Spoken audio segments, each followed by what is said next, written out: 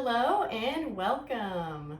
This is a primary exercise to learn how to master the hip hinge. This is something that you would want to do prior to moving into more compound movements such as the deadlift. So the exercise for today is going to be basic hip raise.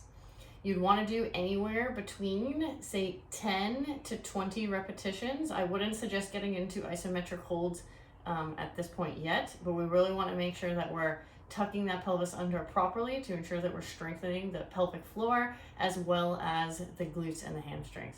So first we're going to get started lying on our back.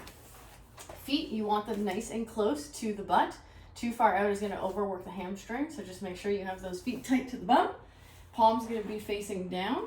Again, just making sure that the shoulders aren't up towards our ears. We want to kind of gently be pushing them down, and you are using the arms here just for a little bit of activation and to build up more abdominal pressure. So step one, you actually want to tuck that pelvis under, in which all I'm doing, if you can see that movement, is I'm just pulling my belly button or pelvis up towards me, and as a result, I'm feeling that lower back being pressed into the mat a little bit. So doing that pelvic tilt to initiate the movement.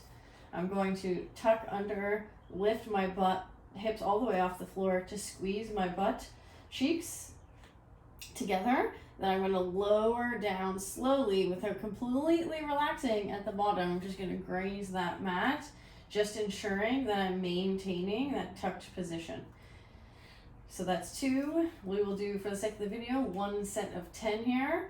And then just making sure, as an example, I'm not losing that pelvic tilt and tension. So my lower back should not be arcing, and I shouldn't be feeling too much of my lower back. I'm actually trying to keep that. It's almost like having a tail that you would try to keep tucked under.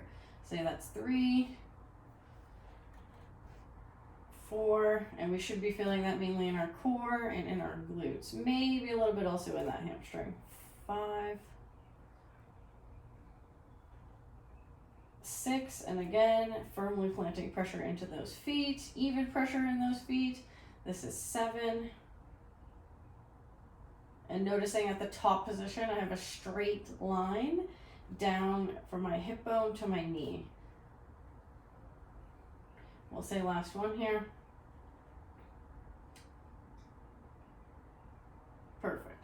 And again, you only really want to do that exercise for as long as it's in the core and in the butt. And again, you'd want to practice that exercise before moving into more complex movements such as your deadlift.